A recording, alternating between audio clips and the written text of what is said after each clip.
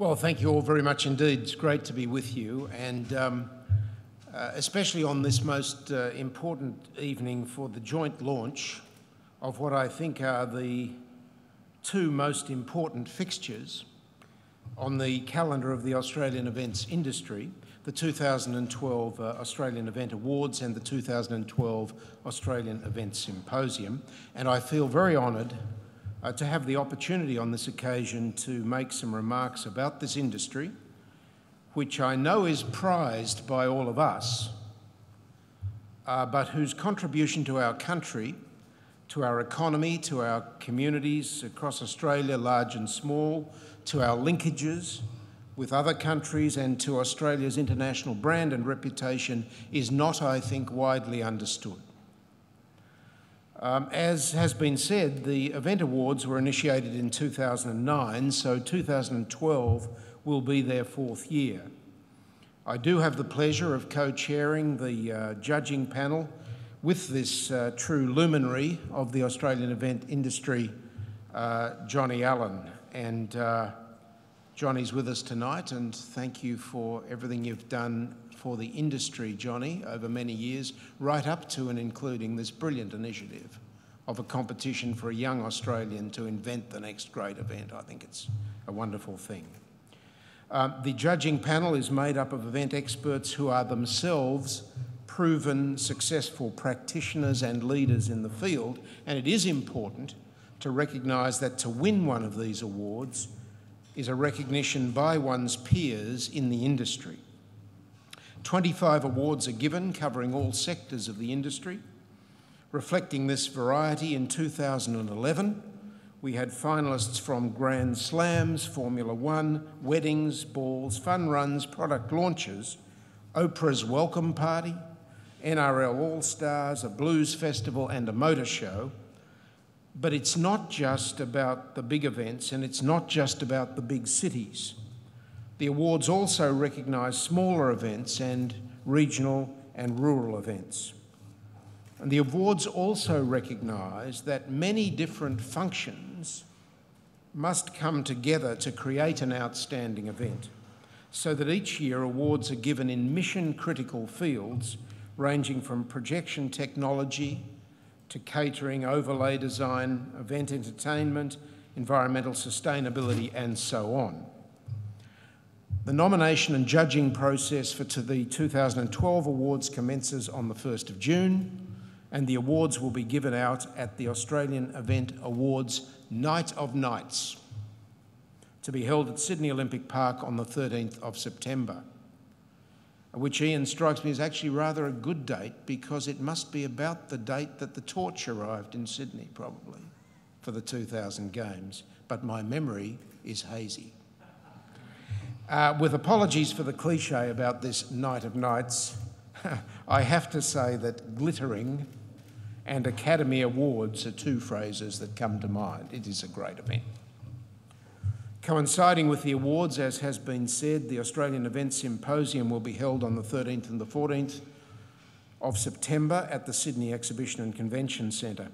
This symposium is now, I think, the most important single annual stocktake of the Australian event industry. And the symposium this year is titled Finding Our Mojo: Creativity, Innovation and the Business of Australian Events. That theme is very timely. Yes, we have a great event industry and significant competitive advantages, but we also have a constrained economic environment, both here and overseas, a high Australian dollar, and increasingly intense competition from regional neighbours such as Singapore, Hong Kong and Shanghai, who are devoting huge resources, capital and imagination to their tourism image, infrastructure and brand. We cannot be complacent. So the symposium will bring together experts from industry, government and the community to address how Australia can run ahead of the pack, with sessions on vision, creativity, innovation, technology, marketing and best practice management of events. Now, let me say plainly that as far as I'm concerned, the Australian event industry is a national asset. Take, for example, the Amway Greater China Leadership Seminar in Melbourne and consider an extraordinary influx of 7,200 Chinese delegates just for that event, spending close to $19 million for a total economic impact of $35 million.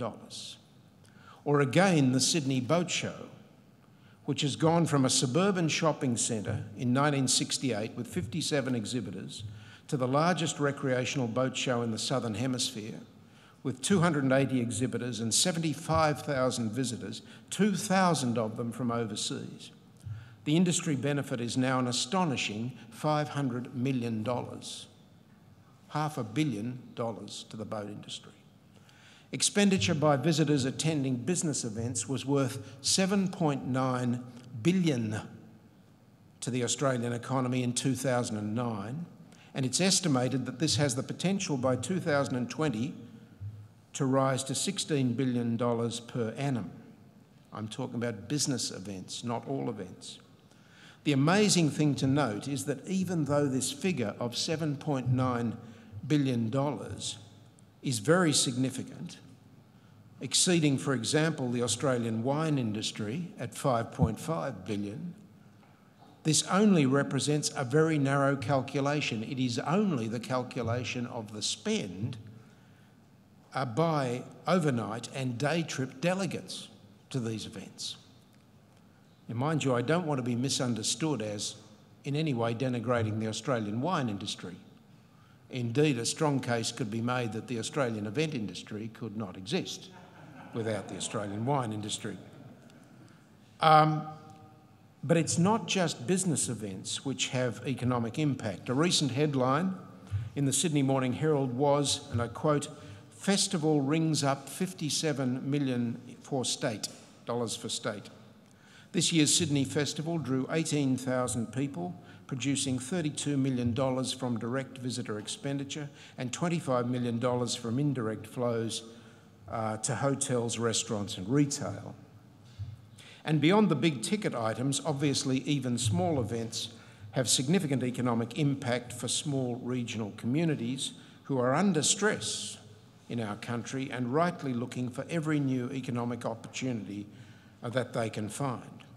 And furthermore, although it's less tangible than dollars and cents, events enrich communities with a sense of pride, purpose and shared experience, as we saw on a grand scale with the 2000 Olympics, but which is replicated in some measure, even in the smallest town, with every event. Moreover, while we need to be hard-headed about the challenges facing the Australian event industry, we can also afford to be upbeat about Australia's capabilities. If we think of other countries as competitors for conventions or sporting events or whatever, I can assure you that they also think of us in the same way. The important recent decision by the New South Wales government to rebuild Sydney's convention, exhibition and entertainment venues at Darling Harbour here bites a bullet which needed to be bitten if Sydney was not to fall behind. No doubt there can be differing views about scale, design and so on, but the fundamental decision is right.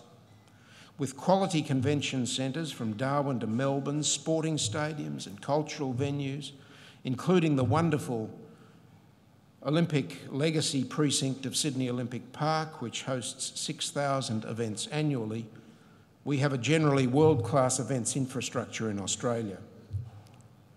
But we also have the people and the expertise, and perhaps nothing more dramatically demonstrates this than the preponderance of Australian experts and companies on the international stage, from PTW designing the iconic water cube for the Beijing Olympic swimming competition, which is just to pick one example of Australia's second-to-none expertise in sports architecture, to David Atkins, whose latest of many accolades just a couple of weeks ago was the Middle East's award for Best Arts and Cultural Event for the Arab Games in Doha, to Scott Wilson and Christopher Kennedy providing the audio for the London Olympic opening and closing ceremonies. These are all Australians.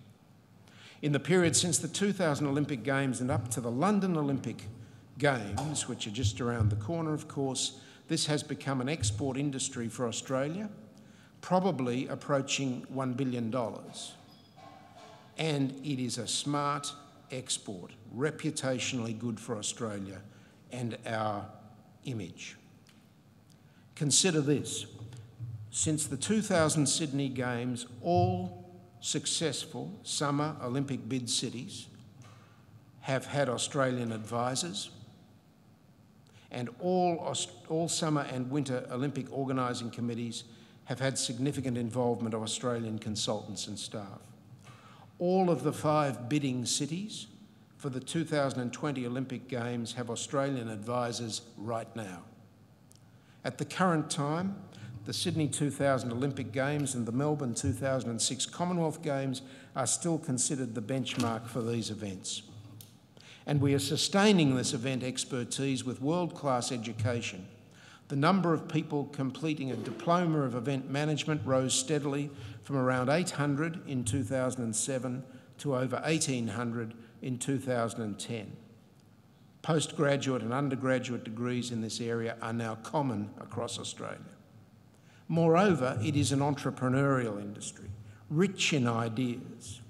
The Australian event landscape is full of examples of get up and go, imaginative initiatives like the very successful opera on the harbour to the semi-permanent design conference.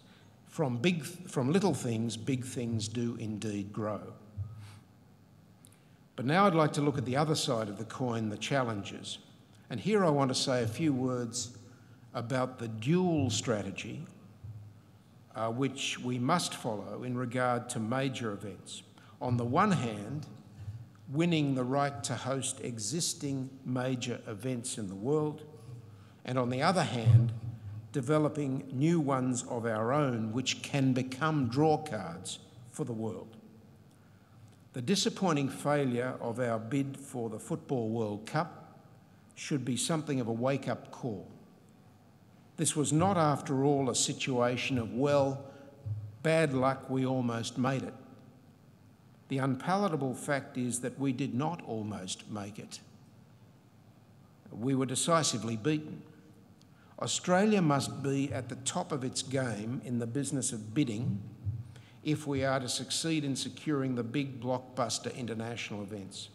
The Sydney 2000 Olympics were only won with a huge amount of skill and effort and dogged persistence after failed bids by Melbourne and Brisbane. And since then, the business of bidding, already hard, has got even harder. In part, this is because of an increase in the standard which is expected. The bar is going up. A winning bid these days needs to be compelling in every respect.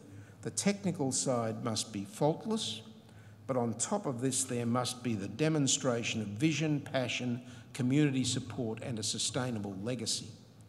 The owners of major events are looking for creative initiatives, like London's proposals, to use the Olympics to contribute to grassroots sport for young people around the world, like Qatar's proposals to use the Football World Cup to provide venues reusable by other countries. The way the bidding bar has been raised can be seen most clearly in the much greater stringency in the IOC's bidding process over the past decade. I can assure you from personal experience that this is a rigorous process. I was on the IOC committee, which did the shortlisting for the 2012 Games. The president of the IOC, Jacques Rogge, urged the committee to make the hard calls, and it did. For example, recommending that Rio de Janeiro not go through to the second round at that time. All of this is a far cry from the glad-handing and lobbying of the old days. It is the silver lining on the cloud of scandal which hit the IOC in 1999 in connection with the Salt Lake City Winter Olympics. But interestingly, far from putting cities and countries off, the increased rigour has coincided with an increase in competition to host major events. It's extraordinary that the IOC was in a position for 2012 to choose between New York, Paris, London, Moscow and Madrid. With no disrespect to other cities, one would have to say that this constituted a tougher field than, say, Melbourne, Manchester, Osaka and Atlanta for 1996. But the more fundamental development is the successful entry into the bidding contest of geographical regions previously overlooked. In 2016, Rio de Janeiro will host the first Olympics ever in South America. Does anybody doubt that this will open the doors to other cities in South America, such as Buenos Aires, which previously bid but failed? And then there's Africa. It was natural enough for South Africa to host the Rugby World Cup, but clearly FIFA was making a deliberate and bold branding move for football when it took the Football World Cup there. The Olympics must go to Africa one day, and so they should, despite the operational challenges. The subcontinent is also getting into the field. The Commonwealth Games in Delhi were obviously problematic, but the heightened prominence of India on the world stage makes India's aspiration to host an Olympic Games entirely plausible, much as Beijing's was for similar geopolitical reasons. Australia's competitor for the 2018 Commonwealth Games was Sri Lanka, and the Gold Coast had to run hard and well to win. But perhaps the most remarkable example of increased geographic competitiveness, which I'm talking about, is Qatar. Again, I can speak from personal experience. Many Australians, including myself, assisted Qatar to put on the Asian Games, a kind of regional Olympics, in 2006. Understandably, Qatar's learning curve at that time was pretty steep. But the point is that only 6 years later, Qatar has positioned itself as a formidable competitor for international events. Australia learnt this at significant cost, emotional, reputational and financial, when we failed in our bid for the Football World Cup. Now, the insistence on higher quality bids and the increased competition are no bad thing, on the contrary. Australia should not be frightened of this at all. We have tremendous competitive advantages. They range from the most fundamental macro-level advantages: a decent, stable, welcoming, multicultural, sports-loving, event-loving, outward-looking, highly competent country which people love to visit, to our proven performance in the detailed nitty-gritty of every aspect of putting on major events. Australia, you might say, is a wonderful combination of excitement, flair and fun on the one hand and a safe pair of hands on the other. But a sense of entitlement will be a recipe for failure. Our bids must demonstrate excellence at all levels: the vision, the technical proposals, the legacy and community support. And I wish to emphasise in particular the last of these points. We must demonstrate that the event for which we are bidding is not sought only by a particular sport in Australia, a particular cultural interest in Australia, or a particular business interest in Australia. We must demonstrate to the franchise holder, whether it be FIFA or anybody else, that the desire for the event is passionate, wide and deep in the community. The Sydney 2000 Olympic and Paralympic Games are remembered with such affection in the Olympic movement because they were the community's games. Those of us privileged to be involved in the organisation of the Games provided the bone and sinew and muscle to make this complicated thing work. But the people provided the heart and soul and spirit. Other cities have aspired to be the people's games, but Sydney really was. That's the picture we must present in our bids for international events. The big three are the Olympic Games, the Football World Cup and the large-scale Expo. Regarding the Olympics, We have, of course, hosted this brilliantly twice, and we will undoubtedly do so again one day.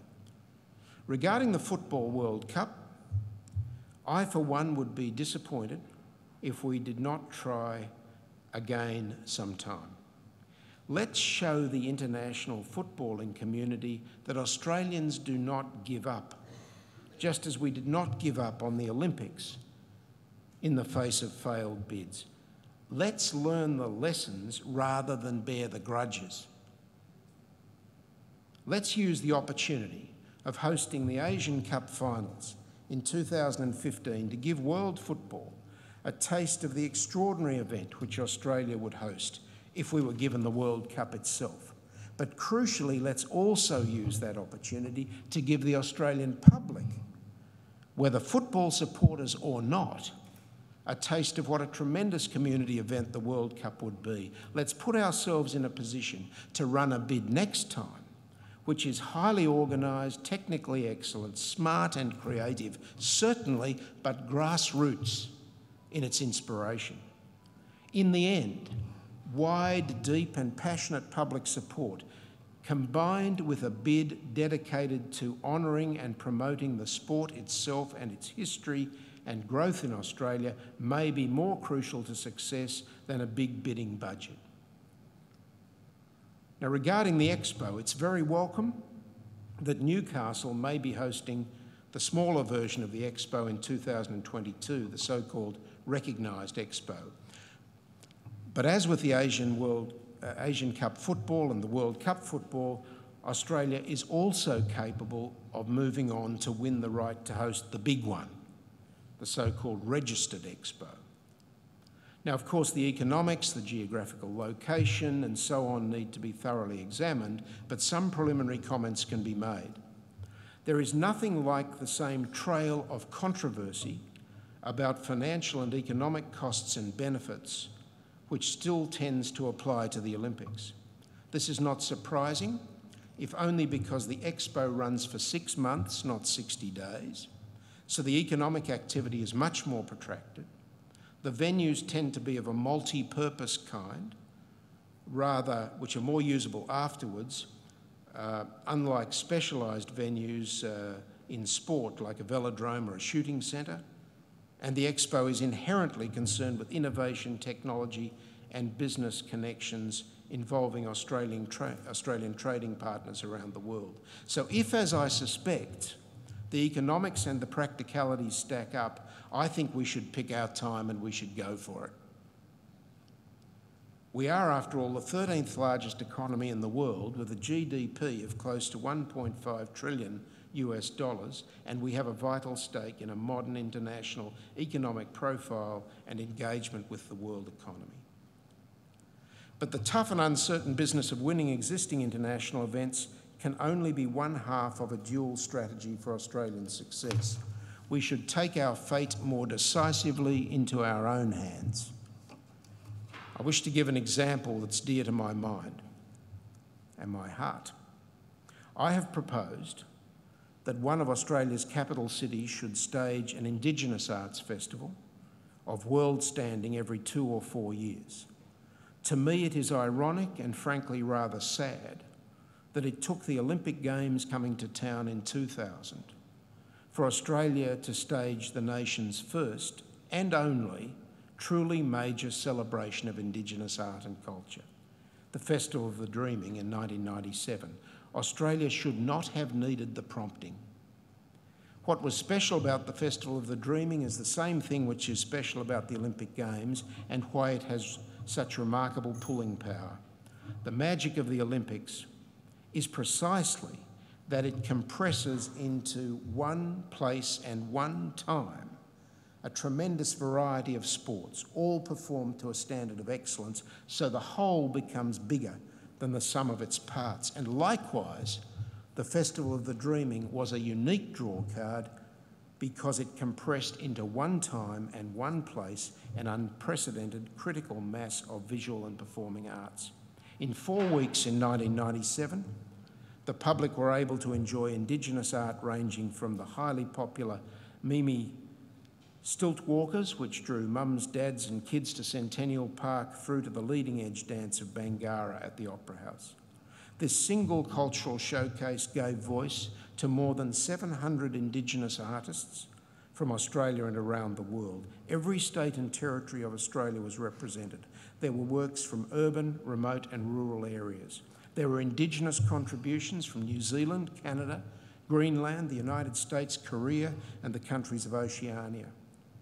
And likewise, my proposal would involve inviting Indigenous people from around the world to showcase their art and culture in the Australian hosted festival. Personally, I think that we should do this because it is right that Australia, for all the obvious historical reasons, should honour and celebrate Indigenous culture and art. But there is also a hard-headed business reason. What I am proposing is the big impact, Australian-initiated, but genuinely international event, one which plays to Australia's competitive advantage and one which speaks directly to our tourism customers because of their fascination with our Indigenous art and culture. And I would take this opportunity to urge government and the private sector to look positively at this proposal. The bottom line is that the event industry is not just a nice to have, but a must have. Australians are right to feel that the ground is shifting beneath their feet.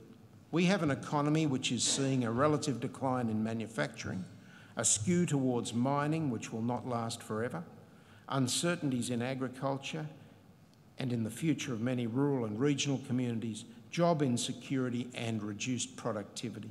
So it is a vital national imperative to shift towards clever, sustainable, international service industries. And the smartest, quickest, most cost-effective way to do that is to build on existing strengths. And I put it to you that the events industry, though not recognised properly, is one of those strengths, along with the more commonly recognised sectors of tourism and education. We have to get away from thinking about the event industry as a silo and recognise that it has extraordinary links into the economy more generally. Now, the event industry is much larger than the business events component of it, but let me just focus in concluding on business events in order to make my point. Think of it in concentric circles.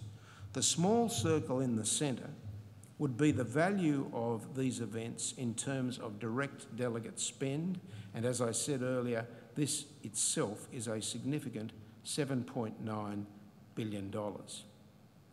The next circle out would include that, but also expenditure by local residents, exhibitors and organisers, bringing the total to an astonishing $17.3 million per annum. The next circle out would include the value to be put on investment, research and development and trade generated by such events. And then, of course, there would be a fourth circle of hard to measure but nonetheless important social and economic and environmental values. So I totally agree with the Business Events Council of Australia that, and I quote, "Business events deliver much more than travel and hospitality spend." It needs to be understood that we're talking about something far more important than that. In particular, I agree, and I quote again, that these events are at the forefront of the knowledge economy. The high-level knowledge content of business events is shown in the Botanical Congress for Australia, attracting 2,400 experts from 73 countries to Melbourne. It's shown in the Innovation Showcase at the Oil and Gas Exhibition in Perth, and the laser and ultrasound systems showcased and sold at the Asia Pacific Academy of Ophthalmology Congress in Sydney. It is shown in the international conference initiated by the John Curtin School of Medical Research at the ANU to establish Canberra as a global hub in the emerging field of translational medicine. And it's shown in the Nobel laureates and 600 other scientists from 37 countries attending the International Conference on Atomic Physics in Cairns. And it rolls on. Only in the past few days, You will have seen publicity for not one or two, but 3 events opening this month in Sydney, which are devoted to ideas and innovation. Vivid Ideas, TEDx, and the prestigious CeBIT Australia 2012. CeBIT alone brings 500 exhibitors and 30,000 visitors from 38 countries. But the point is, how much more does it bring in terms of leading edge contacts, connections, trade and investment? Events are, in other words, gold in terms of Australia as an internationally plugged-in, smart country positioned to benefit from trade and investment in leading-edge industries and professions. That's why we should, like Singapore, deliberately align Australia's event strategy, especially our business event strategy, with our strategies for innovation, trade and investment. So in closing, I'd like to thank those who have made the Australian Event Awards 2012 and the Australian Event Symposium 2012 possible. The organisers are again doing an outstanding job. The expert judging panel for the awards is to be thanked for giving freely of their time, and the awards and the symposium are supported by 20 magnificent sponsors who are demonstrating in the most tangible way possible their commitment to the Australian event industry. And I think it will be clear from what I've said that the Event Awards and the Event Symposium are, to my mind, indeed important events in a very important industry, one far more important than is commonly understood. And I will now declare the 2012 edition of the Awards and the Symposium well and truly launched. Thanks very much.